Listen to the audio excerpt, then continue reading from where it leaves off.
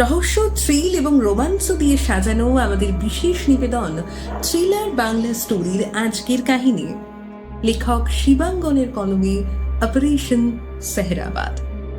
কি অপারেশন, কেন অপারেশন, এই অপারেশনে কি আবার সেই পাকিস্তান আর ভারতের যুদ্ধ, নাকি অন্য কিছু? গল্পে রয়েছে সেই সমস্ত প্রশ্নের উত্তর। শুভ স্বাধীনতা দিবস প্রত্যেক ভারতবাসীকে।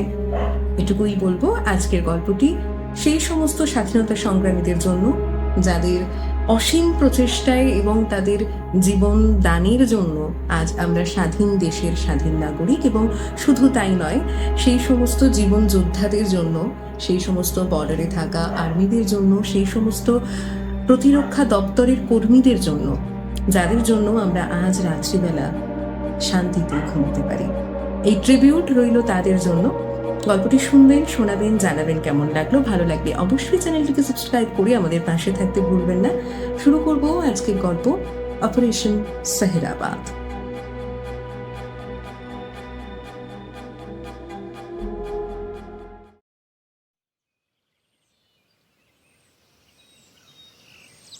বুঝলে মা, তুমি তো আমাকে আগেও অনেকবার বলেছ, কিন্তু তখন পরিস্থিতি সুযোগ দেয়নি বলে তোমার ইচ্ছেটা পূরণ করতে পারিনি। তবে এবার মনে হচ্ছে সেটা পারবো।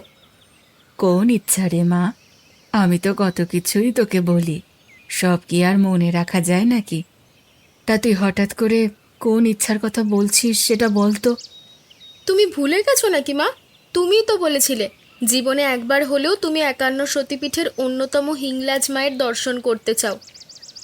হ্যাঁ, সে তো অবশ্যই। আসলে কি জানিস মা, ওই হিংলাজ মায়ের মন্দিরের কথা মনে পড়লেই আমার তোর বাবার কথা মনে পড়ে যায়। মনে হয় মানুষটা, কিন্তু তুই হঠাৎ আজ সে কথা বলছিস কেন? আরে বলছি কি সাধে, আমি সামনের আগামীকাল সেখানে একটা টিম নিয়ে যাচ্ছি। আমি সুরজিৎদাকে বলেছি, এতদিন তো ভারতের মধ্যেই এতগুলো ট্যুর করালাম, এবার আমাকে একটা ইন্টারন্যাশনাল ট্যুর দিতে। আর ঠিক তখনই এই সুযোগটা হাতে এসে গেল। হিংলাজ যাবার কথা শুনেই আমার তোমার কথা মনে পড়ল, তাই একটা সিট তোমার জন্য বুক করে নিয়েছি। তোর কি মাথা খারাপ হয়েছে নাকি? তুই এতদিন এদিক ওদিক হিলিদিলি করে বেরিয়েছিস, আমি কিচ্ছু বলিনি, কিন্তু তাই বলে তুই তোর ট্যুরিস্টের দল নিয়ে পাকিস্তান যাবি?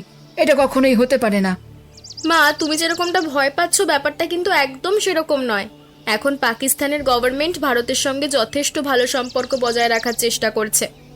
আর তার থেকেও বড় কথা, বালুচিস্তানের লোকাল অ্যাডমিনিস্ট্রেটিভ ম্যানেজমেন্ট তো ভারতবর্ষের যথেষ্ট ভালো বন্ধু। আর তাছাড়া ওখানে সুরজিৎদার একজন পুরনো পরিচিত লোকও থাকে। তিনি তো নিজেই আমাদের যাবার সব বন্দোবস্ত করে দিয়েছেন। ভদ্রলোকের নাম হায়দার আলী। উনি বলেছেন আমাদের ওখানে সব রকম নিরাপত্তার দায়িত্ব ওনার। আমরা যেন কোনো রকম দুশ্চিন্তা না করে সরাসরি বৈধ ভিসা বানিয়ে ওখানে রওনা হয়ে যাই। আর সব কাজ হয়েও গেছে। বললেই হলো? আমি কিছুতেই যেতে দেব না। তুমি ভুলে যেও না, দেশটার নাম পাকিস্তান। একজন ভারতীয় হিসেবে ওখানে গেলে শুধুমাত্র ভয়ঙ্কর কিছু অভিজ্ঞতা হওয়া ছাড়া আর কিছু হবে বলে আমার মনে হয় না। তাই মা, তুমি বুঝতে ভুল করছো। আমি তো বললাম এখন পরিস্থিতি সেরকম নেই গো। তাছাড়া হায়দার ভাই তো বলেছেন আমাদের সমস্ত নিরাপত্তার দায়িত্ব উনি নিজে সামলাবেন। তুমি আর টেনশন করো না তো। সুরজিৎদাকে অনেকবার রিকোয়েস্ট করে আমি এই ট্যুরিস্ট টিমটার ক্যাপ্টেন হতে পেরেছি। এটা আমার লাইফের সবচেয়ে বড় একটা অপরচুনিটি। শুধুমাত্র তোমার দুশ্চিন্তার জন্য আমি সেটা হারাতে চাই না মা। তুমি প্লিজ একটু বোঝার চেষ্টা করো। রুক্মিণীর নাছোড় মনোভাব দেখে একরকম বিরক্ত হয়েই নিজের হাতে ভাঁজ করা কাপড়টা ওর বিছানার উপর ছুঁড়ে ফেলে দিয়ে ওর মা ঘর থেকে বেরিয়ে যান। আর যাবার সময় শুধু বলে যান, যা ইচ্ছে হয় তোমার করো। তোমার বাবাও কোনো দিন আমার কথা শোনেননি, আর তুমিও আমার কথা শুনছো না। তোমাদের কাছে শুধু নিজেদের জেদটাই সব থেকে আগে প্রাধান্য পায়। আর এই বুড়ি মাটা ঘরের মধ্যে বসে যে কত কিছু দুশ্চিন্তা করছে সে ব্যাপারে তোমার বিন্দু মাত্র খেয়াল নেই। যা খুশি করো, আমাকে এইসব ব্যাপারে কিছু বলবে না। রুক্মিণীর মা ঘর থেকে বের হয়ে গেলে স্বস্তির নিঃশ্বাস ফেলে মেয়েটা। ও জানে ওর জন্য ওর মা চরম দুশ্চিন্তা করবেন। ওখানে পৌঁছাবার সময় থেকে ওর মোবাইল ফোনও বন্ধ থাকবে, কোনোভাবেই যোগাযোগ করা সম্ভব হবে না। তবুও যে কাজের দায়িত্ব ও নিয়েছে সেটা ওকে সম্পূর্ণ করতেই হবে। এই জায়গা থেকে পিছন ফিরে পালিয়ে আসার কোনো জায়গা নেই।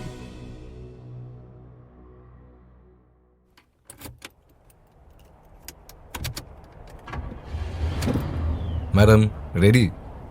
রেডি। এয়ারফোর্সের স্পেশাল জাগুয়ার তৈরি থাকবে অমৃতসর এয়ারবেসে। আমাদের আজ সন্ধ্যায় নর্মাল এয়ারবাসে অমৃতসর পৌঁছতে হবে। তারপর সেখানে ক্যাপ্টেন ওম প্রকাশ আমাদের পিক আপ করে পৌঁছে দেবেন এয়ারবেসে। সেখান থেকে আমাদের ড্রপ করা হবে বর্ডারে। আমাদের পরিচয়পত্র ওখানেই আমাদের দিয়ে দেওয়া হবে। তবে আমাদের মনে রাখতে হবে কোনোভাবেই আমাদের পরিচয় যেন কেউ জানতে না পারে।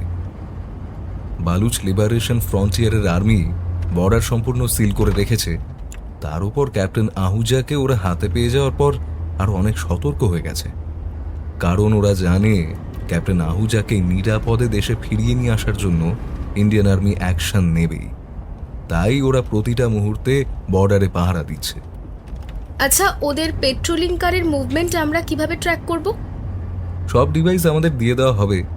হাই রেজলিউশন ইনফ্রারেড স্ক্যানার থাকবে, জিপিএস অ্যাডেড, যার সাহায্যে আমাদের 1 কিলোমিটারের মধ্যে কোনো রকম মুভমেন্ট হলেই সেটা আমরা ডিটেক্ট করতে পারবো। বেশ, কিন্তু আমাদের নিজেদের প্রোটেকশন?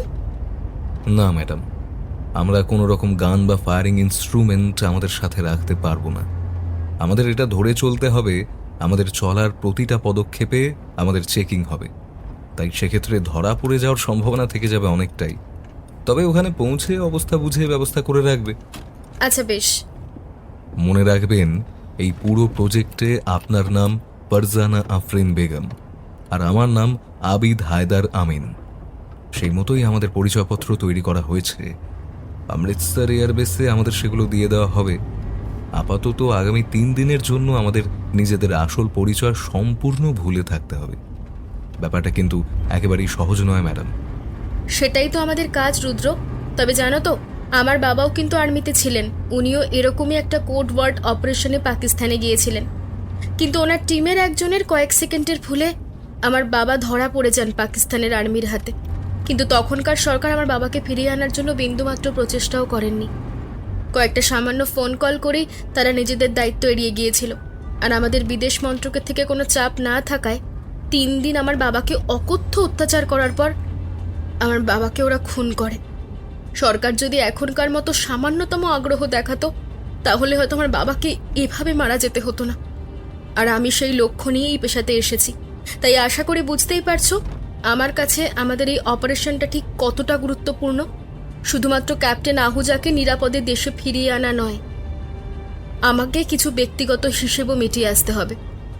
আর তুমি নিশ্চয়ই জানো, একবার যখন এই দায়িত্ব আমি নিয়েছি, তখন নিজের শরীরের শেষ রক্তবিন্দু পর্যন্ত আমি সেই মিশনটাকে সাকসেসফুল করার জন্য চেষ্টা করব। হ্যাঁ ম্যাডাম, আমি বুঝতে পেরেছি। আমাদের ড্রপ করে দেওয়ার পর পায়ে হেঁটে সেহরাবাদ হয়ে ওদের বর্ডারে ঢুকতে হবে। ওখানে বেশ কিছু এজেন্ট আছে যারা আমাদের ভারতীয় মুদ্রায় 500 থেকে 1000 টাকা নিয়ে আমাদের ওখানে ঢুকিয়ে দেবে। তারপর আর তাদের কোনো দায়িত্ব নেই। ওকে, সেই মতোই হবে।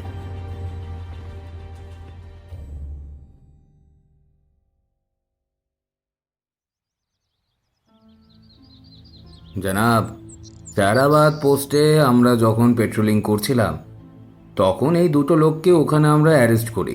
মনে হচ্ছে বর্ডার দিয়ে চোরাপথে ওরা এখানে এসেছে। কে তোরা? কি চাই? তোরা সায়রাবাদ পোস্টে কি করছিলিস? জনাব, আমার নাম আবিদ হায়দার আর ও আমার বিবি ফারজানা। আমরা ইন্ডিয়া থেকে এসেছি। তোরা ইন্ডিয়ান? অবশ্য তোদের কথা শুনে সেটাই মনে হচ্ছে। এখানে কি করতে এসেছিস? জাসুসি? না না জনাব, আমরা ইন্ডিয়াতে থাকলেও আমরা আমাদের দেশ বলে পাকিস্তানকেই মানি। পাকিস্তান জিন্দাবাদ। আমাদের নানা নানিরা সবাই এখানকার লোকই ছিল। দেশ বাঁটোয়ারার সময় বাংলাদেশে চলে গিয়েছিল, পরে কাজের জন্য ইন্ডিয়া যেতে হয়। এখানে কেন এসেছিস বল। জানাব, আমার বিবিদের এখানে বেশ কিছু জমি জমা আছে, ওদের পূর্বপুরুষদের রেখে যাওয়া। এখানে একজন দূর সম্পর্কের নানা থাকে, সেই এতদিন সবকিছু দেখভাল করছিল, কিন্তু তার বয়স হয়ে গেছে। তার একটাই ছেলে হায়দার, সে করাচিতে একটা কারখানায় কাজ করে। জমি জমা দেখতে পারে না, তাই ওই নানাজি ফারজানাকে চিঠি লিখে বলেছিলেন একবার এখানে এসে জমি বাড়ির বিক্রিবাট্টা করে যেতে। তাই আমরা এসেছি। আর তুই? আরে হুজুর, আমি ওর শহর। ফারজানা মেয়ে মানুষ, একাকে আসতে পারে, তাই আমি ওর সাথে এসেছি। তোর বিবিকে যে এখান থেকে চিঠি লিখে আসতে বলা হয়েছে তার কোনো প্রমাণ আছে? তুই যে মিথ্যা কথা বলছিস না তার প্রমাণ কি? এই যে জানাব, এই যে ফারজানা নানার লেখা চিঠি, আপনি দেখে নিন, আমি মিথ্যা কথা বলছি না। এই দেখুন আমাদের আইডেন্টিটি কার্ড, আর এই ভিসা। এই বলে রুদ্র ওর ব্যাগ থেকে একটা ভাঁজ করা কাগজ বের করে ওদের হাতে দেয়, যাতে উর্দু ভাষায় লেখা সেই চিঠি। সেখানে ফারজানা নানাজি ওকে সেহেরাবাদে আসার কথা বলেছেন। প্রথম সেই আর্মি অফিসার খুব ভালো করে কাগজটা উল্টে পাল্টে দেখতে থাকলেও রুদ্র বুঝতে পারে ওদের এই সেহেরাবাদ সেগমেন্টের কমান্ডার কিন্তু সেসব কোনো কথাই শুনছেন না। সেই লোকটা এক দৃষ্টিতে রুক্মিণীর দিকে তাকিয়ে রয়েছে, আর সেটা লক্ষ্য করে রুদ্র সেই আর্মি অফিসারের দিকে দৃষ্টি আকর্ষণ করার জন্য কিছু একটা বলতে যাবে, ঠিক তখনই আবার প্রথমজন বলে ওঠেন, কি কাজ করিস তুই ইন্ডিয়ায়? ঠিকে মজুরের কাজ হুজুর। বাড়ি বানাবার কাজ পেলে তবু 2 পয়সা আসে, আর না হলে ছোটখাটো যখন যা পাই তাই করি। আমি সব ইনফরমেশন পাত্তা লাগাচ্ছি, আর তোরা এখন আমার সাথে চল, এই গাড়িতে ওঠ। লোকটা কথা বলার মাঝেই ওদের চিফ ওদের দিকে একটা চোখের ইশারা করতেই সেই আর্মি অফিসার ওকে কি করতে হবে সেটা ভালো করে বুঝে নেয়। তারপর তীব্র কর্কশ কণ্ঠে বলে ওঠে, কি হলো, ওঠ। তোদের জন্য কি আমরা এখানে সারা রাত দাঁড়িয়ে থাকবো নাকি? না না, উঠছি। ফারজানা তুই একটু দাঁড়া, হ্যাঁ, আমি আগে উঠে তারপর তোকে টেনে তুলছি। আসলে কি জানেন তো হুজুর, আমার বিবি তো অতটা চালাক চতুর নয়, ও গাড়িতে ঠিকভাবে উঠতে পারবে না। চালাক চতুর নয় তো ওকে নিয়ে এতটা রাস্তা এসেছিস কেন? একদম ফালতু কথা না বলে আগে তোর বিবিকে উঠতে দে। সেই আর্মি অফিসারের কথা শুনে রুক্মিণী বুঝতে পারে ওকেই আগে গিয়ে গাড়িতে উঠতে হবে। এখানে এদের মুখের ওপর কথা বাড়িয়ে কোনো লাভ নেই, তাই এখন চুপচাপ ওদের কথা মেনে চলাই হবে বুদ্ধিমানের কাজ। আর সেই মতো ও এগিয়ে গিয়ে পেট্রোলিং কারের পেছনের বনেটের ওপরের হাতলটা ধরতেই সেই আর্মি অফিসার একটা অদ্ভুত কাজ করে। প্রায় শিয়ালের মতো ক্ষিপ্রতায় রুক্মিণীর কোমরটা জড়িয়ে ধরেই সজোরে একটা লাথি মারে রুদ্রর বুকে, আর আচমকা এই আক্রমণে রুদ্র কয়েক হাত দূরে মরুভূমির বালির ওপর ছিটকে গিয়ে পড়ে, কোনো রকম প্রতিরোধ করার সুযোগ না পেয়ে। আর ও কিছু বুঝে ওঠার আগেই আর্মি চিফের নির্দেশে গাড়িটা বেশ জোরে চলতে শুরু করে। রুক্মিণীর তখন আর বুঝতে বাকি নেই ওদের উদ্দেশ্যটা ঠিক কি, কিন্তু হঠাৎ করে রুদ্র ওর থেকে আলাদা হয়ে যেতে সত্যি সত্যি কিছুটা আশঙ্কিত হয়ে পড়ে রুক্মিণী। আর্তনাদ করে ওঠে রুদ্রর জন্য, ये क्या कर रहे हो आप? वो मेरी स्वर है, उसके भी ले चलो। मुझे अकेले कहाँ लेकर जा रहे हो आप? क्या बात, तेरे दिल में उसके लिए मोहब्बत देख के আমার বচপনের কথা মনে পড়ে গেল। আমিও রুকসানাকে এইরকমই বেইন্তেহা মহব্বত করেছিলাম, আর ও সালি। তোমরা আগে ওকে নিয়ে এসো, আমি ওকে ছাড়া থাকতে পারবো না। বেশ, তবে ওই কথাই রইল, आज के रात तो मेरे साथ बिता, कल सुबह अगर जिंदा रही तो তোকে তোর ভালোবাসার মানুষের কাছে পৌঁছে দেব। আর এখন একটাও কথা বলবি না, যদি আরও একটা কথা বলিস তোর এখানেই মাথায় 2টো বুলেট পুড়ে ফেলে রেখে চলে যাব, কেউ আর তোকে খুঁজেও পাবে না। আর্মি চিফ শামসের আলীর কথাটা শেষ হওয়ার আগেই ওনার অধস্তন সেই অফিসার নিজের বন্দুকটা রুক্মিণীর মাথায় চেপে ধরে, আর রুক্মিণী বুঝতে পারে এই পরিস্থিতিতে কথা বাড়িয়ে আর কোনো লাভ নেই। এরা মানুষের মতো দেখতে হলেও ভিতর থেকে এরা প্রত্যেকে এক একজন নর পিশাচ ছাড়া আর কিছুই নয়। তাই সবার প্রথম ওকে প্রাণে বাঁচতে হবে, আর রুদ্র ওকে ঠিকই খুঁজে বের করে নিতে পারবে।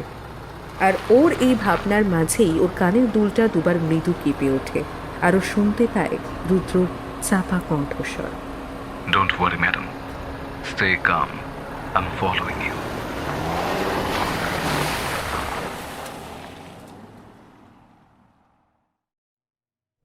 রেহমান, কি খবর? হঠাৎ করে ইন্ডিয়া গভর্নমেন্ট ক্যাপ্টেন আহুজাকে ফিরিয়ে দেওয়ার প্রক্রিয়াটা বন্ধ করে দিল কেন বলো তো? চিফ, আমার মনে হয় ওরা এবার বুঝে গেছে আমরা এত সহজে আহুজাকে ছাড়বো না। আমার কাছে যতদূর খবর আছে ওরা স্যাটেলাইট দিয়ে আমাদের 3টে ডেটাতেই ছানবিন চালিয়েছে, কিন্তু আমাদের নতুন ডেটার ঠিকানা ওরা খুঁজে বের করতে পারে। ওরা খুব ভালো করেই বুঝে গেছে গতবারের মতো ভুল আমরা এবার আর করব না।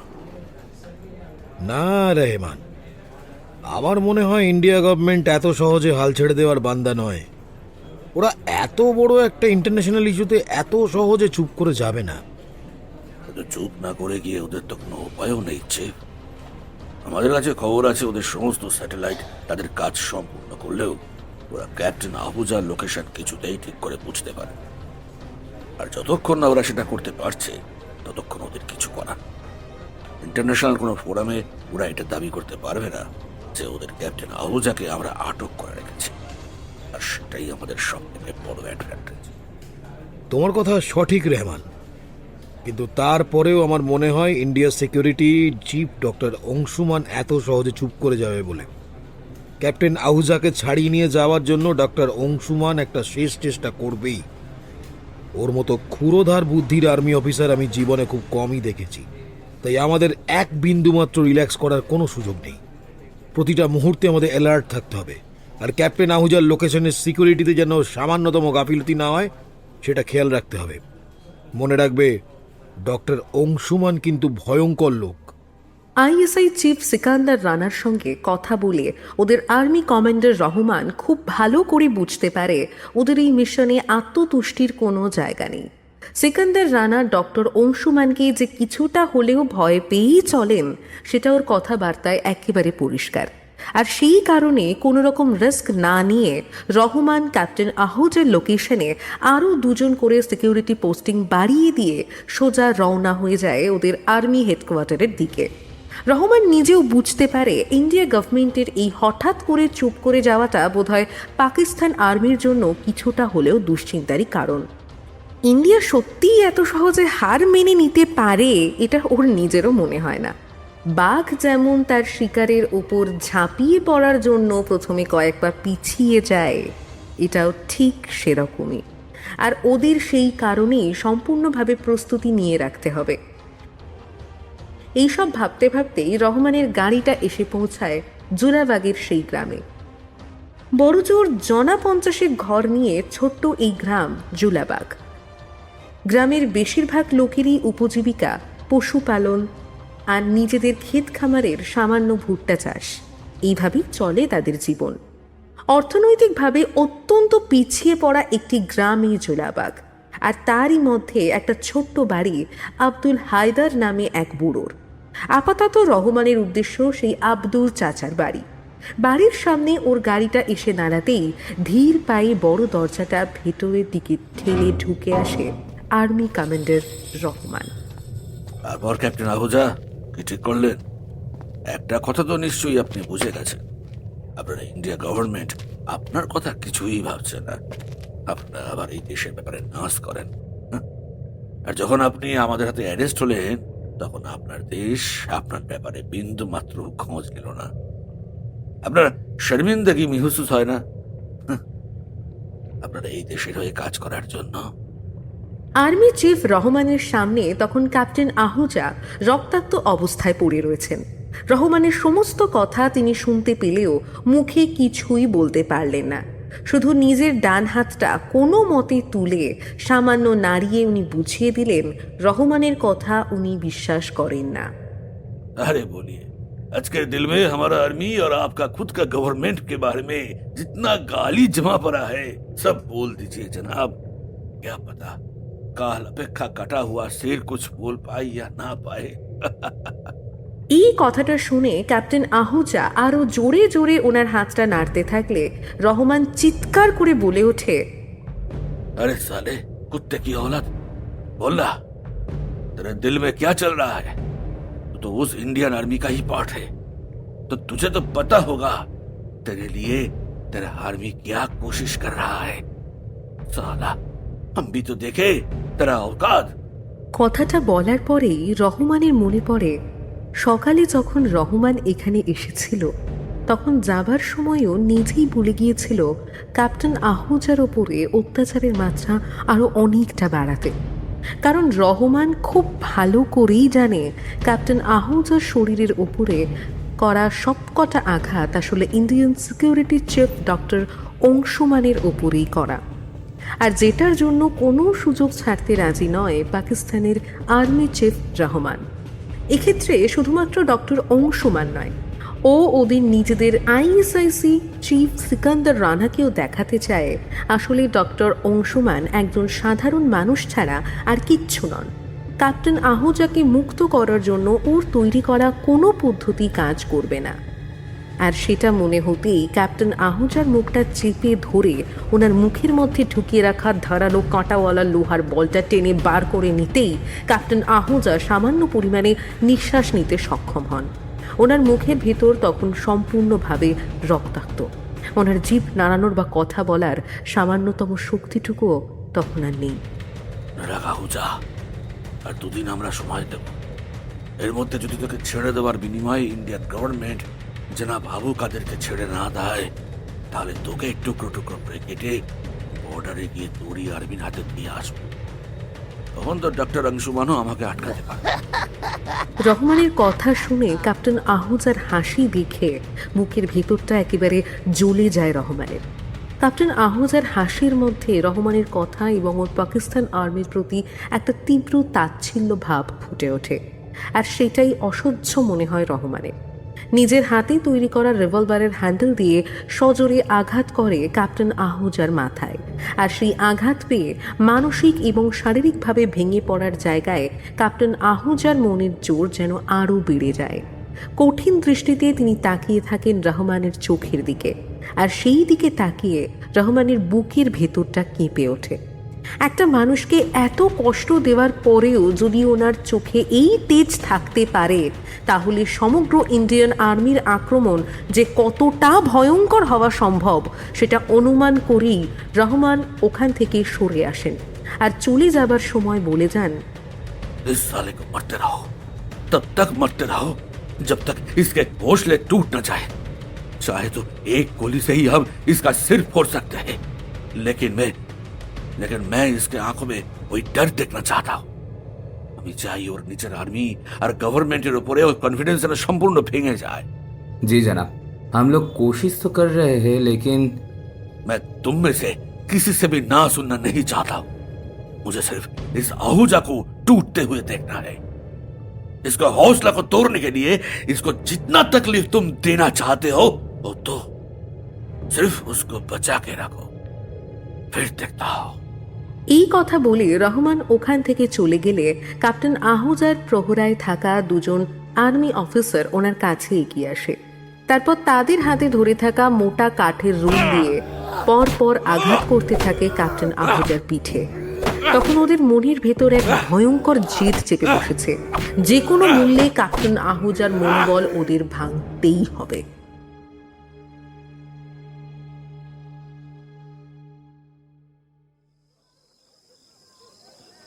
আয় আয়, আমার কাছে আয়। আমায় ছেড়ে দিন হুজুর, আমি এখানে একটা কাজে এসেছি, সেটা মিটিয়ে আমি এখান থেকে চলে যাব। আমি তো আপনাদের কোনো ক্ষতি করিনি। আরে ছাড় না ওসব কথা, এখন রাত 2টো বাজে, এখন আর ওসব শুনতে মন চাইছে না। তুই বরং এক কাজ কর, ওই তাকে মদের বোতলটা রাখা আছে, ওটা নিয়ে আমার কাছে আয়। সেহেরাবাদ চেকপোস্টের আর্মি চিফের মতলবটা ঠিক কি বুঝতে পারলেও তখনকার মতো রুক্মিণী কোনো প্রতিবাদ করে না। তার কারণও জানে এই ছোটোখাটো ব্যাপার নিয়ে কোনো রকম অশান্তি তৈরি হলে সেটা শেষ পর্যন্ত ওদের মিশনটার ক্ষতি করে দিতে পারে। তাই চুপচাপ মদের বোতলটা নিয়ে এসে বসে আর্মি চিফের সামনে রাখা আর একটা খাটিয়াতে। উফ, ওখানে নয়, আমার কাছে আয়। তোকে যে তখন আমি বললাম আমার কথা মেনে নে, তোকে আমি আমার বেগম বানিয়ে রাখবো, টাকা পয়সা সব কিছুই পাবি, যেগুলো তোর ওই গরিব পর কোনো দিনও তোকে দিতে পারবে না। আর তুই যদি বলিস ওকে আমি মার্ডার করে এই মরুভূমিতেই বালির মধ্যে পুঁতে দেব, কেউ আর কোনো দিন ওর নাম ঠিকানাও পাতা করতে পারবে না। আপনি এরকম কেন বলছেন চিফ? আমি আমার শহরকে খুব ভালোবাসি। আল্লাহকে সাক্ষী রেখে আমাদের শাদী হয়েছে। আপনি যা বলছেন সে কথা শোনাও আমার কাছে পাপ। আরে ছাড় তো, তুই শুধু ভাব তোর বর মরে গেছে, আমাকে শাদি করলে তুই রানী হয়ে থাকবি। এই শেহরাবাদ আমি হচ্ছি শেষ কথা। আমার বিবি বাচ্চারা সব লাহোরে থাকে, তুই এখানে থাকবি আমার হোসেনে মল্লিকা হয়ে। তবে হ্যাঁ, তার জন্য তোকে আমাকে খুশি করতে হবে আজ রাতে। তবেই কাল সকালে আমি সিদ্ধান্ত নেব তোকে আমি প্রাণে মেরে ফেলবো নাকি বাঁচিয়ে রেখে আমার রানী করে রাখবো। এবার তুই ঠিক কর, কি চাস তুই? রুক্মিণী বেশ বুঝতে পারে আর্মি চিফ ওর ডান হাতটা ধরে ওকে নিজের কাছে টেনে নিয়ে ওনার কোলে বসানোর চেষ্টা করছে, কিন্তু সেই মুহূর্তে রুক্মিণীর আর কিচ্ছু করার নেই। রুদ্র না এসে পৌঁছানো পর্যন্ত ওকে অপেক্ষা করতেই হবে। আর বেশ কিছুক্ষণ হলো রুদ্রর সাথে কোনোভাবেও কানেক্ট করতে পারছে না। আর সেই জন্যই যত সময় যেতে থাকে একটা চাপা উত্তেজনা রুক্মিণীর মনের মধ্যে দানা বাঁধতে শুরু করে। সত্যি সত্যি এই শয়তান শিয়ালের দল রুদ্রর কোনো ক্ষতি করেনি তো? কিরে, কি ভাবছিস? হুজুর, আপনার কথা মেনে নেওয়া ছাড়া আমার কাছে আর কোনো উপায় নেই। আগে বেঁচে থাকলে তারপর অন্য কিছু, কিন্তু কিন্তু ক্যা? এখন এত লোকের মাঝে মানে আমার থোড়া শরম লাগছে। আরে সেটা বলবি তো। চ আমার ঘরে চ, সেখানে নিশ্চয়ই তোর শরম লাগবে না? এবার মুখে কিছু না বললেও রুক্মিণী একটু লাজুক হেসে মাথা নিচু করে নিলে আর্মি চিফ বুঝতে পারে এই শয়তানটা মনে মনে কি চাইছে। রুক্মিণীর হাতটা ধরে ওকে নিজের কাছে টেনে নিয়ে কোমরটা সজোরে চেপে ধরে আর্মি চিফ শামসের আলী। তারপর প্রায় একটা হ্যাচকা টান দিয়ে ওকে নিয়ে আসে ওই শয়তান আর্মি চিফের জন্য নির্দিষ্ট করে রাখা বিশ্রামের ঘরে। আসার সময় চারপাশে যে সমস্ত আর্মি অফিসাররা ছিল তাদের চোখের ইশারায় বুঝিয়ে দেয় তারা যেন কেউ এই সময় ওদের ডিস্টার্ব না করে। আর রুক্মিণী আর চোখে সেই অফিসারদের দিকে তাকিয়ে খুব সহজেই বুঝতে পারে ওদের মুখে হালকা একটা বিদ্রুপ মেশানো হাসির ঝিলিক। তার মানে ব্যাপারটা কি হতে চলেছে সেটা ওরাও উপভোগ করছে। আর সেটা বুঝতে পেরে রুক্মিণী নিজেও মনে মনে বেশ খুশি হয়। সত্যি সত্যি ওদের আর্মি চিফের সঙ্গে কি ঘটতে চলেছে সেটা ওরা নিজেরাও জানে না, আর যখন জানতে পারবে। ম্যাডাম, আমি বেস ক্যাম্পে পৌঁছে গেছি, আপনি সেফ আছেন তো? হঠাৎ করে রুক্মিণীর কানের কাছে লুকিয়ে রাখা হেডফোনটা বেজে ওঠে, আর তাতেই রুদ্রর কণ্ঠস্বরটা শুনতে পেয়ে নিশ্চিন্ত হয় ও। আর ঠিক তখনই আবার একটা হ্যাচকা টানে রুক্মিণীকে নিজের বুকে জড়িয়ে ধরে সেহেরাবাদ আর্মি বেস ক্যাম্পের আর্মি কমান্ডার। আর ঠিক তখনই একটা ভয়ঙ্কর আর্তনাদ করে ওঠে সেই আর্মি চিফ। রুক্মিণীর চুলের মধ্যে লুকিয়ে রাখা সূক্ষ্ম লোহার তারটা ততক্ষণে সোজা ঢুকে গিয়েছে আর্মি অফিসারের ঘাড়ের কাছে, ঠিক মেরুদণ্ড বরাবর, যেটা বাইরে থেকে কেউই দেখতে পাবে না। শুধু ধীরে ধীরে সুষুম্না কাণ্ড কেটে গেলে মস্তিষ্কের সঙ্গে হাত পায়ের সংযোগটা বিচ্ছিন্ন হয়ে যাবে। একটা তীব্র যন্ত্রণা অনুভূত হতে শুরু করে আর্মি চিফের ঘাড়ের কাছে। চোখের দৃষ্টিটা একটু ঘোলা হয়ে আসে, আর সে বুঝতে পারে তার হাত পা ধীরে ধীরে অবশ হয়ে আসছে। ক্যাপ্টেন আহুজা কোথায় আছে? তুই কে? তুই কেন ক্যাপ্টেন আহুজার খোঁজ করছিস? তুই কি এখনো বুঝতে পারছিস না আমি কে? দেখ, মরতে তো তোকে হবেই, তবে সেটা কতক্ষণে সেটা ঠিক করব আমি। তোর কাছে অনেক আগ্নেয়াস্ত্র থাকলেও সেটা চালাবার মতো আঙুলের জোর তোর নেই। তাই যদি এখনো শুধুমাত্র বেঁচে থাকাটুকু তোর কাছে প্রয়োজনীয় বলে মনে হয়, তাহলে ভালোই ভালোই বল ক্যাপ্টেন আহুজাকে তোরা কোথায় বন্দি করে রেখেছিস। না, বলবো না। বেশ, তোকে বলতে হবে না। দেখ, একটু আগে অবধি প্রাণে বেঁচে থাকার অপশন তুই আমায় দিয়েছিলি, এখন তোকে আমি দিয়েছি। কয়েক মুহূর্তের মধ্যে সময়ের পাশা পাল্টে গেল, আর একবার যখন সময়ের পাশা আমাদের দিকে গড়াতে শুরু করেছে তখন ক্যাপ্টেন আহুজাকে আমরা নিরাপদে ছাড়িয়ে নিয়ে যাবই। শুধু তার জন্য তোদের অনেককে প্রাণটা দিতে হবে। তুই এখন সেহেরাবাদ ক্যাম্পের মধ্যে রয়েছিস, এটা ভুলে যাস না।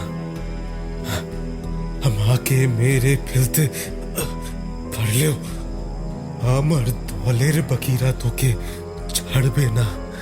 তাই তাই ক্যাপ্টেন আহুজা অব্দি পৌঁছানো তো অনেক দূরের কথা।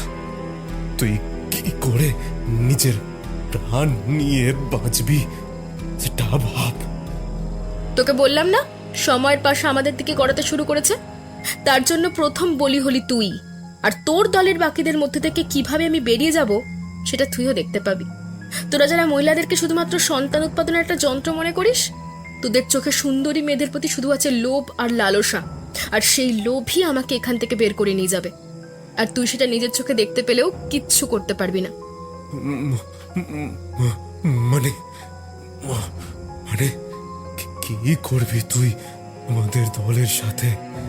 আর্মি চিফের কথা শুনে তার দিকে তাকিয়ে একটা চতুর হাসি হেসে রুক্মিণী বলে ওঠে, দেখতে থাক। মেরুদণ্ডের মধ্যে গেঁথে থাকা লোহার তারটায় সামান্য একটু চাপ দিতেই ভয়ঙ্করভাবে আর্তনাদ করে উঠতে যায় আর্মি চিফ। কিন্তু ততক্ষণে ওর কথা বলার শক্তি সম্পূর্ণভাবে রহিত হয়ে যাওয়ায় চোখে মুখে ভয়ঙ্কর কষ্টের অনুভূতি ফুটে উঠলেও মুখ দিয়ে একটা শব্দও বের করতে পারে না লোকটা। শুধু বিস্ফারিত চোখে রুক্মিণীর দিকে তাকিয়ে থাকে। আর তখনই রুক্মিণী প্রায় ছুটে বেরিয়ে যায় সেই ঘর থেকে। তারপরেই বাইরে গিয়ে নিখুঁত অভিনয় করে, ওখানে থাকা আর্মি অফিসারদের জড়ো করে ফেলে। তারপর হাউ মাউ করে কেঁদে ওঠে, বলে, আমার মনে হচ্ছে আপনাদের চিফের সেরিব্রাল অ্যাটাক হয়েছে। আমি হায়দ্রাবাদে একটা বাড়িতে কিছুদিন কাজ করেছি। সেখানে একজন বুড়ো লোককে আমি দেখাশোনা করতাম, আর একই রকম ভাবে সেরিব্রাল অ্যাটাক হতে আমি দেখেছি। ঠিক এরকমটাই হয়েছিল। ধীরে ধীরে হাত পাগুলো প্যারালাইসিস হয়ে যায়, তারপর কথা বলার শক্তিটাও চলে যায়। আমার মনে হচ্ছে অতিরিক্ত উত্তেজনার কারণে ওনার এরকমটা হয়েছে। ওনাকে এখনই ভালো কোনো হসপিটালে নিয়ে যেতে হবে।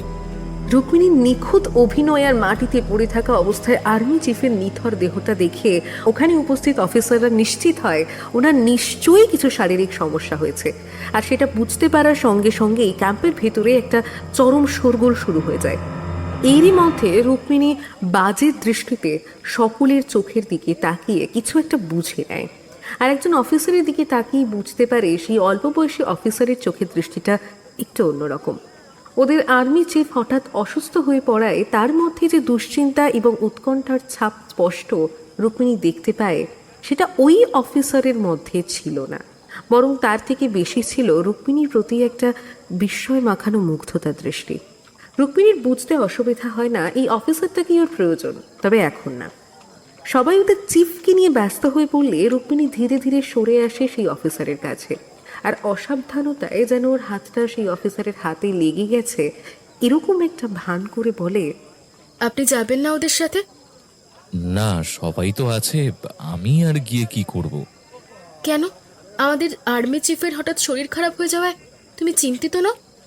আমি জানি আমাদের চিফের হঠাৎ শরীর খারাপ হয়নি, ওর সঙ্গে ঠিক সেটাই হয়েছে যেটা ওর হওয়া উচিত ছিল।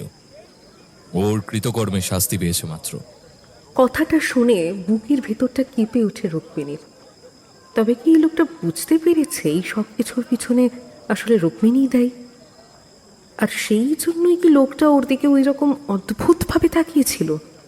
তবুও দ্বিতীয়বার নিশ্চিত হওয়ার জন্য রুক্মিণী আবারও জিজ্ঞেস করে, কি বলতে চাইছো তুমি? আসলে আমাদের আর্মি চিফ একজন অত্যন্ত খারাপ মানুষ। ওই ঘরে অনেক অসহায় মহিলাদের ধরে নিয়ে এসে ও সর্বনাশ করে। আমরা সবাই সবকিছু জানলেও ওর বিরুদ্ধে কিছু করতে পারি না। এর আগে যতজনই ওর বিরুদ্ধে কথা বলেছে তাদেরকে গুলি করে মেরে বর্ডারের কাছে ফেলে দিয়ে এসেছে, আর বলেছে পেট্রোলিং এর সময় ইন্ডিয়ান আর্মির গুলিতে তারা নাকি মারা গেছে। কিন্তু আমরা জানি ইন্ডিয়ান আর্মি নয়, আসলে তাদের খুন করেছে ওই শয়তানটা। আসলে ও আল্লাহর কাছে গুনেগার। আর আজ তাই যখন ও আপনার সর্বনাশ করার জন্য আপনাকে ওই ঘরে নিয়ে যায়, তখন আল্লাহ ওকে শাস্তি দিয়েছে। আসলে কি জানেন তো ফারজানা, আল্লাহর চোখে কখনোই কোনো পাপী নিস্তার পেতে পারে না। তাই ওর প্রতি আমার কোনো হামদর্দি নেই। ওর যা হয়েছে সেটা ঠিকই হয়েছে, এটাই হওয়া উচিত ছিল। হ্যাঁ, সেটাই। পয়গম্বর আল্লাহর সৃষ্টির বাইরে তো কিচ্ছু নেই, কিন্তু এই দেশের বেশ কিছু কিছু রাজনৈতিক এবং সামরিক পদক্ষেপ যেন আল্লাহর দেখানো সেই পবিত্র ধর্মের বিরোধী বলেই মনে হয়। তোমরা যারা আর্মিতে রয়েছো তারা এর বিরুদ্ধে প্রতিবাদ করতে পারো না? তোমার কথা সঠিক ফারজানা, কিন্তু এই ক্ষেত্রে আমাদের কিছু করা থাকে না। দেশের বড় বড় পলিটিক্যাল লিডাররা কোটি কোটি টাকার বিনিময়ে নিজেদের ইমান বেচে দিয়েছে, আর সাধারণ মানুষকে ভুল বুঝিয়ে রাখার জন্য ওরা ভারতের সঙ্গে বিরোধিতা করানোর চেষ্টা করে, যাতে ওদের কুর্সিগুলো নিরাপদ থাকে। কোটি কোটি টাকার বিনিময়? কিন্তু কোথা থেকে আসে এই টাকা? আসে বিদেশ থেকে। ভারতবর্ষের সঙ্গে অশান্তির বাতাবরণ তৈরি করে রেখে গোটা ভারতের শান্তি শৃঙ্খলা নষ্ট করাই এদের উদ্দেশ্য। আর সেই স্বাধীনতার সময় থেকে জমে থাকা কাশ্মীর ইস্যুতে অশান্তি তো রয়েছে। হ্যাঁ, সেটা ঠিক। এই তো শুনলাম গত দুদিন আগে ইন্ডিয়ার একজন এয়ারফোর্স কমান্ডার নাকি পাকিস্তান অকুপাইড কাশ্মীরে এদেশের আর্মির হাতে ধরা পড়েছে। কি যেন নাম? ক্যাপ্টেন অগ্নিব আহুজা। হ্যাঁ হ্যাঁ, ক্যাপ্টেন আহুজা। ওকে নিশ্চয়ই তোমাদের দেশের আর্মি এতক্ষণে মেরে ফেলেছে, তাই না? সেটাই করা উচিত। এই দেশের সঙ্গে গুপ্তচর বৃত্তি করতে যখন এখানে ঢুকেছিল তখনই মৃত্যু তার একমাত্র পরিণাম হওয়া উচিত ছিল। না, একজন সামরিক অফিসার যখন কোনো একটা মিশনে গিয়ে ধরা পড়ে যান তখন বুঝতে হবে সেটা সম্পূর্ণ অনিচ্ছাকৃত একটা ঘটনা, সেটা যে দেশেরই হোক না কেন।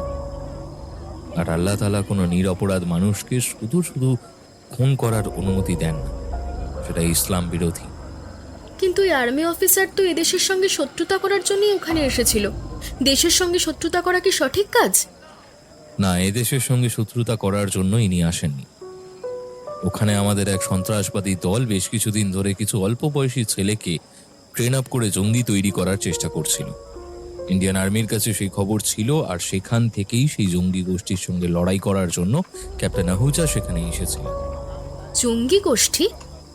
এ ব্যাপারে আমি কিছু বলবো না, শুধু এইটুকুই বলবো, ইসলামের পথে এবং দেশের আভ্যন্তরীণ নিরাপত্তার ক্ষেত্রে কোনো ভুল ওই ক্যাপ্টেন আহুজা করেননি। তাই যদি তাকে খুন করা হয় সেটা হবে মহাপাপ। কিন্তু কি কিন্তু?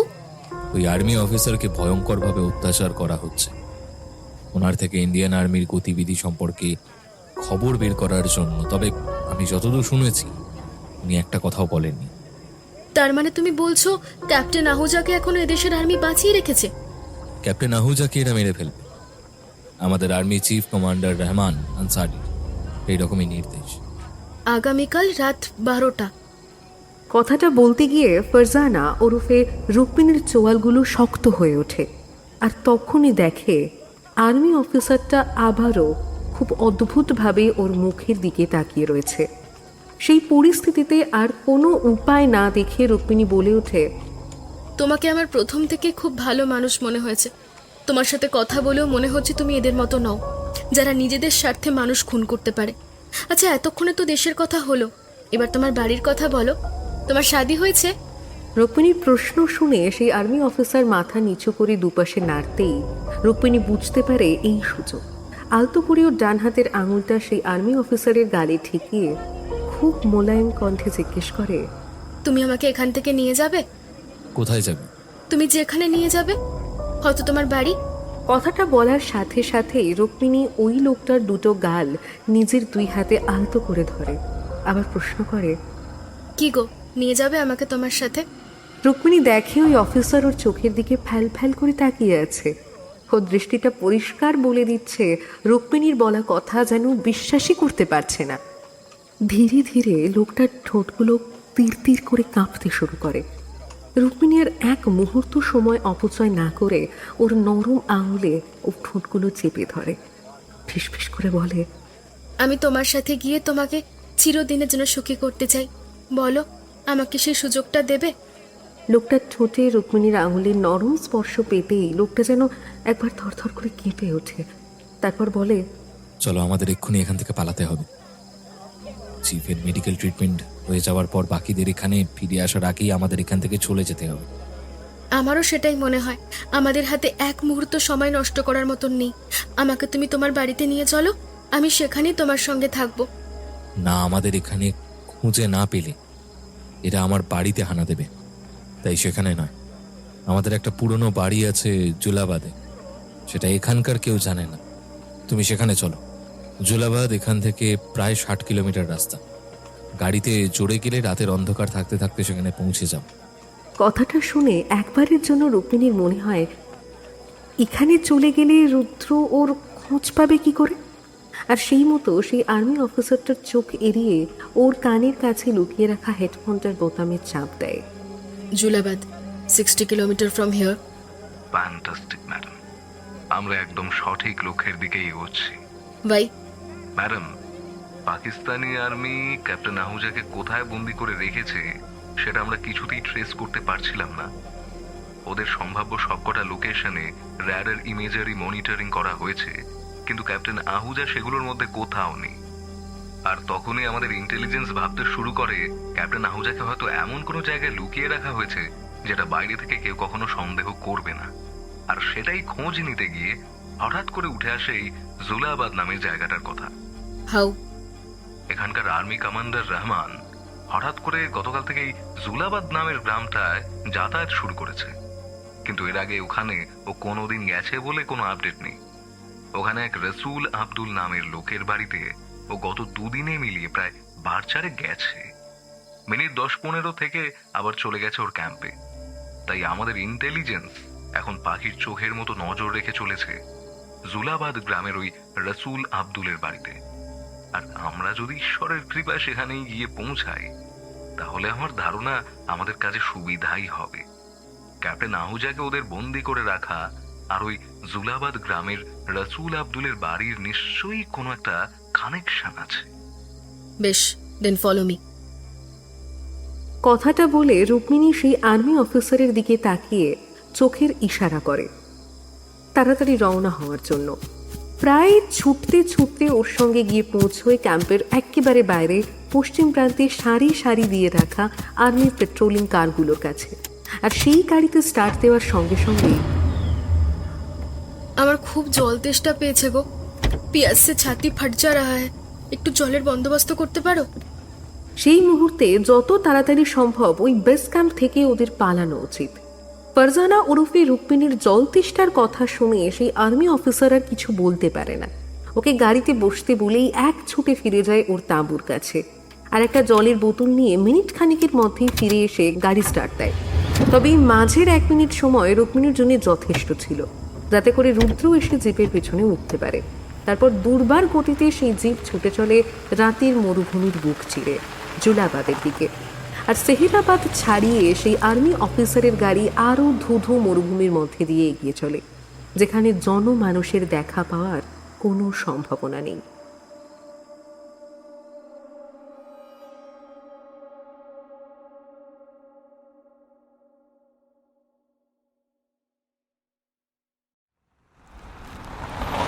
গাড়িটা প্রায় ঘন্টা 2 পর এসে পৌঁছয় জুলাবাদে।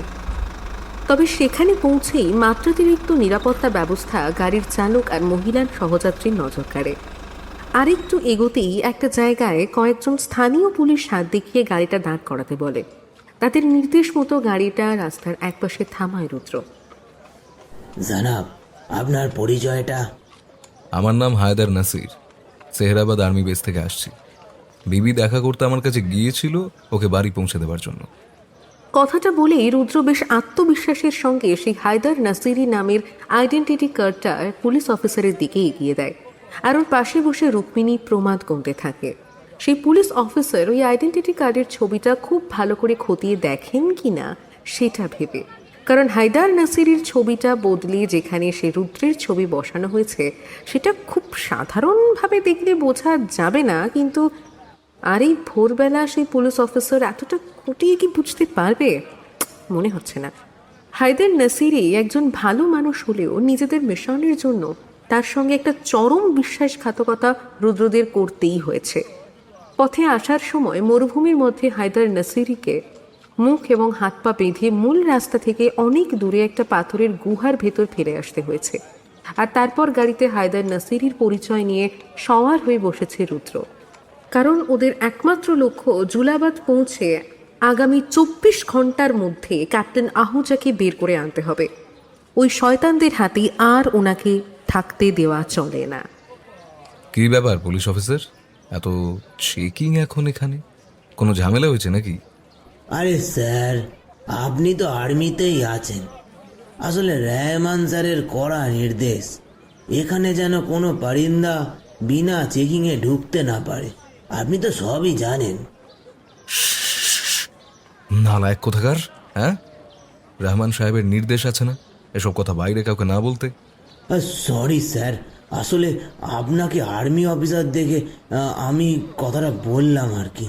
কিন্তু সেই কথাটা যদি এখানকার কোনো সাধারণ মানুষ শুনতে পায় তাহলে তার ফল হতে পারে মারাত্মক।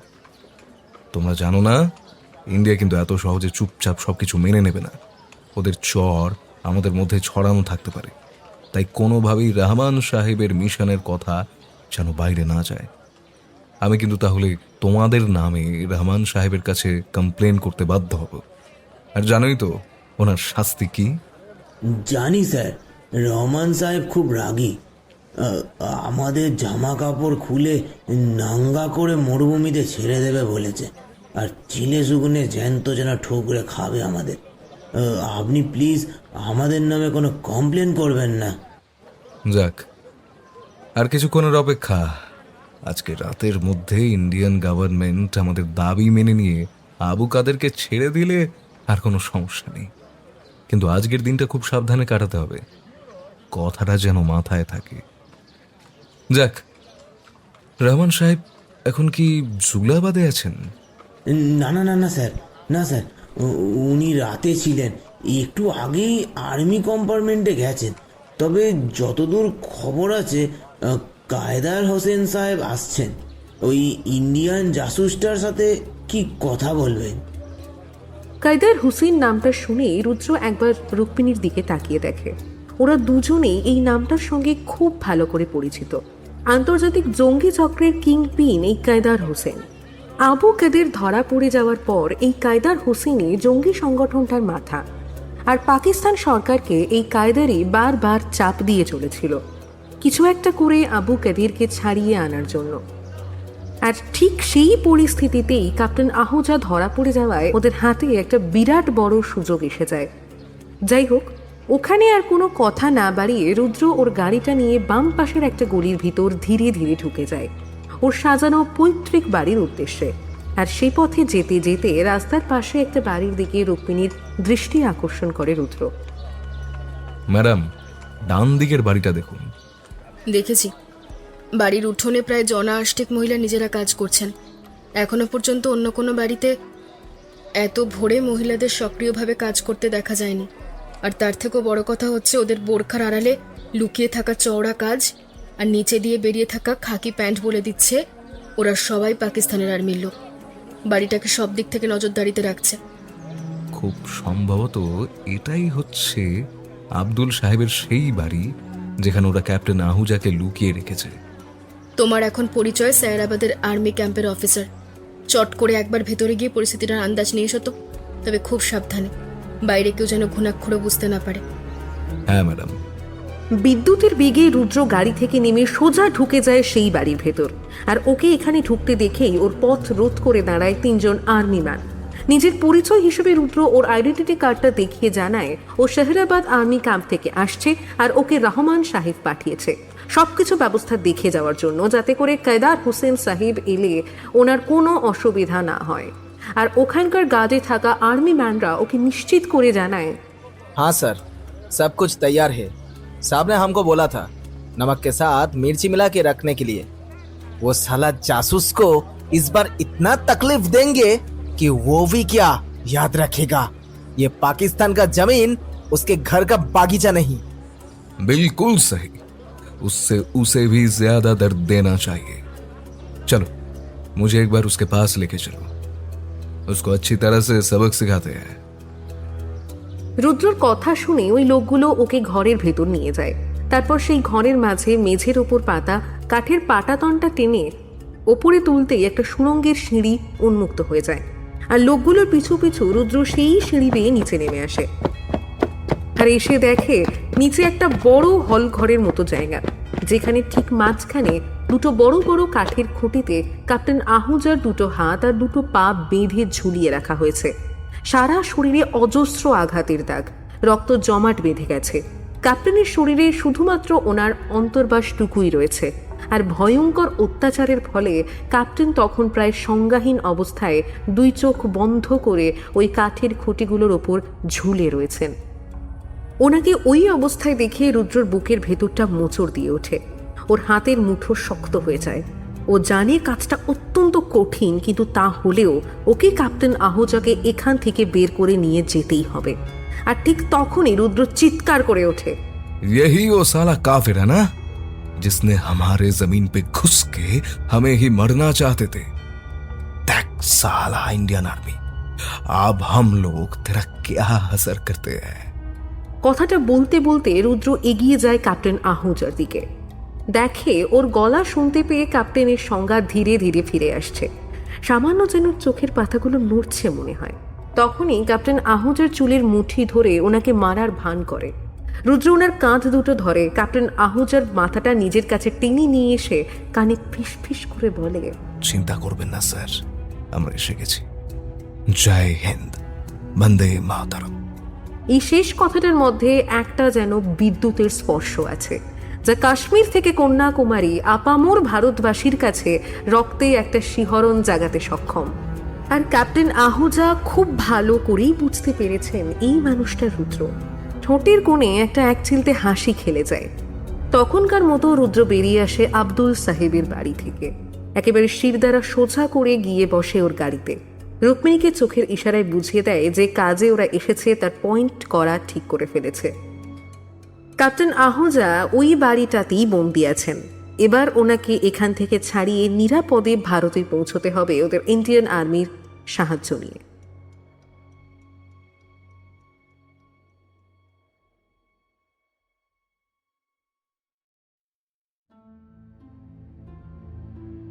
নমস্কার সিকান্দার রানা সাহেব, আপনার ওখানে সবকিছু কুশল মঙ্গল তো?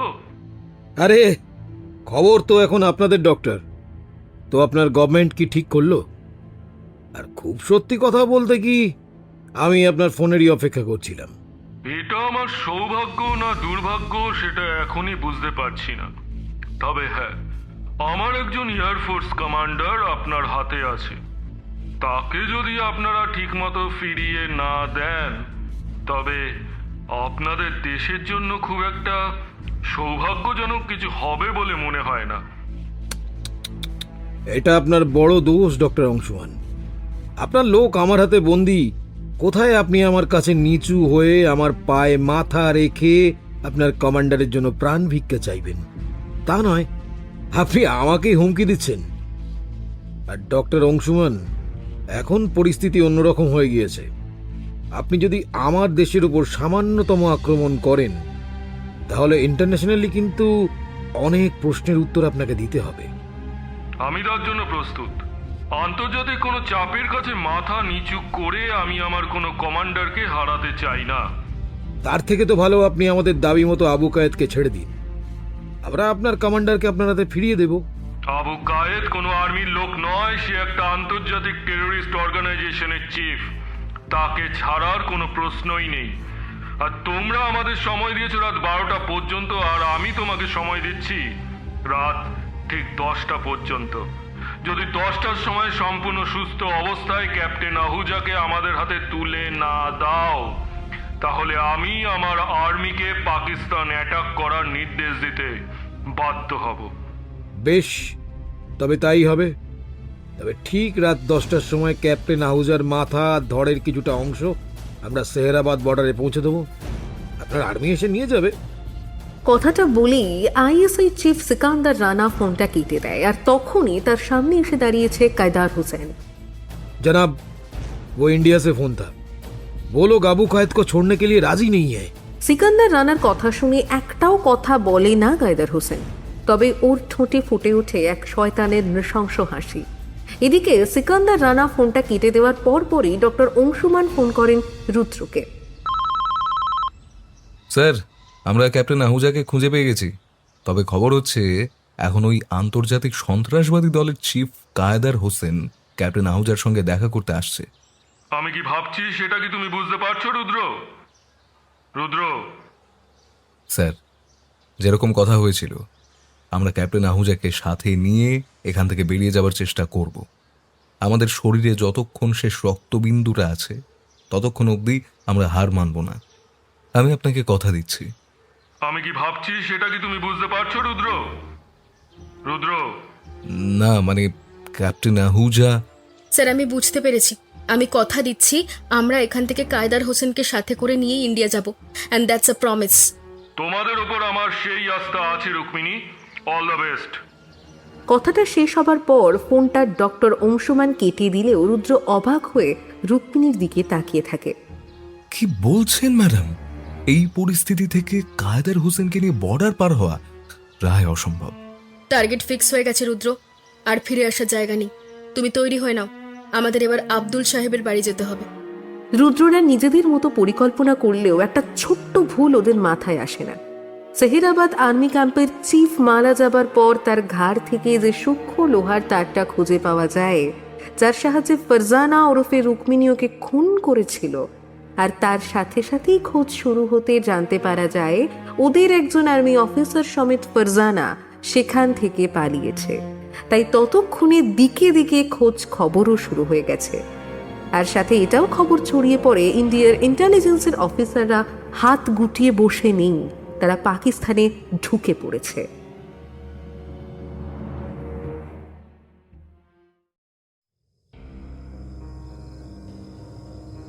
আমরা দুঃখিত ক্যাপ্টেন আহুজা, আপনাদের গভর্নমেন্টের কাছে আমরা যে দাবি রেখেছিলাম সে ব্যাপারে তারা কোনো গুরুত্ব দেয়নি। অতএব তারা যখন আপনার ব্যাপারে বিন্দুমাত্র আগ্রহী নয়, তখন আপনাকে বাঁচিয়ে রেখে আমাদের কোনো লাভ নেই। কি রহমান সাহেব, আপনার কি মনে হয়? ওকে মেরে ওর শরীরটা টুকরো টুকরো করে আমি ইন্ডিয়ার বর্ডারে ছড়িয়ে দিয়ে আসবো। আমি তো শুধুমাত্র কায়দার সাহেবের অনুমতির অপেক্ষায় আছি। চুপ, একদম চুপ। একটাও বাজে কথা বলবে না তোমরা। এই লোকটাকে মেরে টুকরো করে ফেলে দিলেও ইন্ডিয়ার যে এজেন্ট ইতিমধ্যেই পাকিস্তানে ঢুকে পড়েছে তাকে কিন্তু ধরা সম্ভব হবে না। তাই তাকে ধরার জন্য এই আহুজাকে টোপ হিসেবে ব্যবহার করো। খবর ছড়িয়ে দাও। নিজে এসে যদি আমাদের হাতে ধরা দেয় তবে আমরা আহুজাকে ছেড়ে দেব। কিন্তু জনাব, আবু কায়েদ সাহেবের মুক্তি, তার কি হবে? আবু কায়েদের রিয়াসত কে চায়?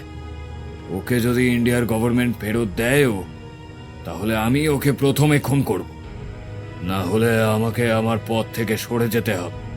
আর যে ইন্ডিয়ার জেলে বন্দী হয়ে আছে সে আমার কোনো থ্রেট নয়, উল্টে ইন্ডিয়ার যে এজেন্ট এই পাকিস্তানের মাটিতে ঘুরে বেড়াচ্ছে তাকে ধরাটা অনেক বেশি দরকারি। আবু কায়েদের মুক্তির ব্যাপারে কায়দার হোসেনের কথা শুনে একরকম চমকে ওঠে রহমান সাহেব। তার মানে যে আবু কায়েদকে নিজের পূর্বসূরি হয়ে এত সম্মান কায়দার করত এবং ওকে ছাড়াবার জন্য পাকিস্তান আর্মিকে চাপ দিত, সবটাই এই শয়তান কায়দারের রাজনৈতিক উদ্দেশ্য প্রণোদিত অভিনয় মাত্র। আসলে নিজের পদমর্যাদা বজায় রাখার জন্য ওই কায়দার তার নিজের পূর্বসূরিকেও খুন করতে দুবার ভাববে না। কিন্তু সবটা বুঝতে পেরেও ওদের কিছুই করার নেই। এই দেশের সরকার এবং আর্মি সম্পূর্ণভাবেই ওই জঙ্গি সংগঠনের কিনা হাতের পুতুল, যেমন নড়ানো হয় তেমনই নড়ে। তাহলে এখন আমাদের কি করণীয়? খোঁজো, তালাশ করো। ওই ফারজানা বলে মেয়েটাকে যে কোনো মূল্যে ধরতেই হবে। আর ওকে সাহায্য করছে সেহেরাবাদ ক্যাম্পের একজন আর্মি অফিসার, যার নাম। ওদের কথার মাঝেই সকালে রুদ্রদের সঙ্গে যে আর্মি অফিসারের কথা হয়েছিল সে এগিয়ে এসে রহমান সাহেবকে জানায়, স্যার, শেহেরাবাদ ক্যাম্পের ওই অফিসার সকালে এখানে এসেছিল আপনি চলে যাওয়ার পরেই, আর এসে ক্যাপ্টেন আহুজার সঙ্গেও দেখা করে গেছে। আমাদেরও বলেছিল ওকে নাকি আপনারাই পাঠিয়েছেন কায়দার সাহেব আসার আগে পরিস্থিতি সম্পূর্ণরূপে পরীক্ষা করে দেখার জন্য। কথাটা বলার সঙ্গে সঙ্গেই গোটা ঘরে একটা ভয়ঙ্কর উত্তেজনা ছড়িয়ে পড়ে। সিকান্দার রানা রহমান প্রায় চিৎকার করে ওঠে, ওরা এখানেও পৌঁছে গেছে।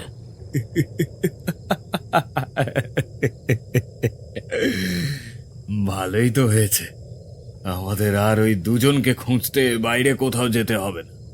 পরে নিজেরাই এখানে এসে আমাদের কাছে ধরা দেবে।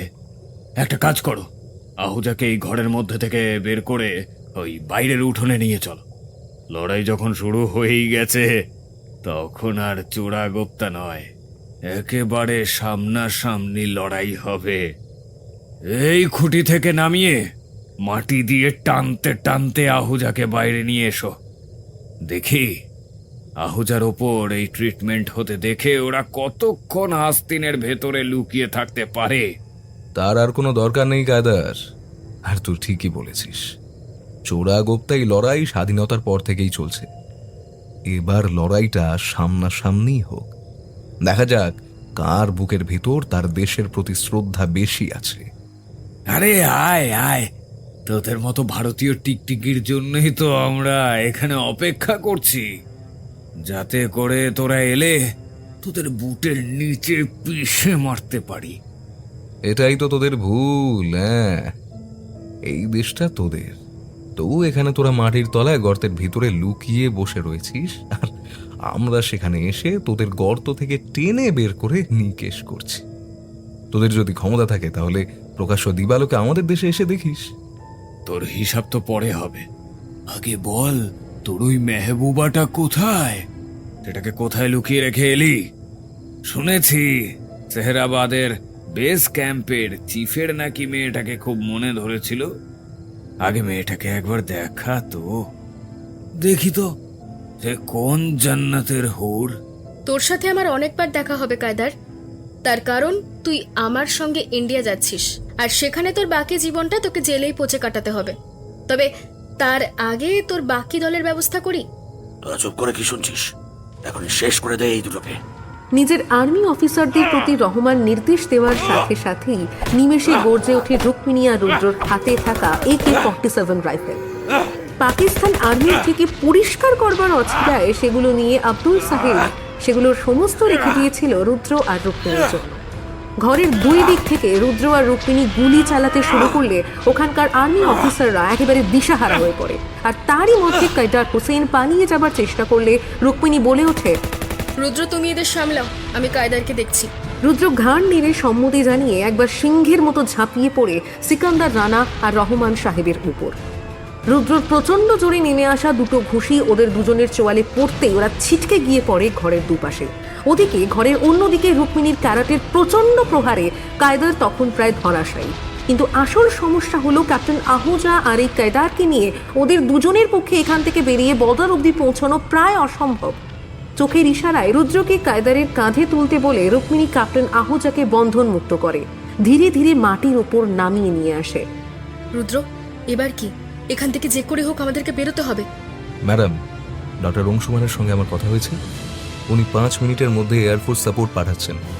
আমাদের এই 5টা মিনিট যে করেই হোক ওদের ঠেকিয়ে রাখতে হবে। আর্মি তবু একরকম, কিন্তু এই কায়দার হোসেনের দল যে কোনো সময় এখানে এসে পড়তে পারে। আমাদের হাতে কিন্তু অতটাও অস্ত্রশস্ত্র নেই যা দিয়ে আমরা ওদেরকে আটকে রাখতে পারবো।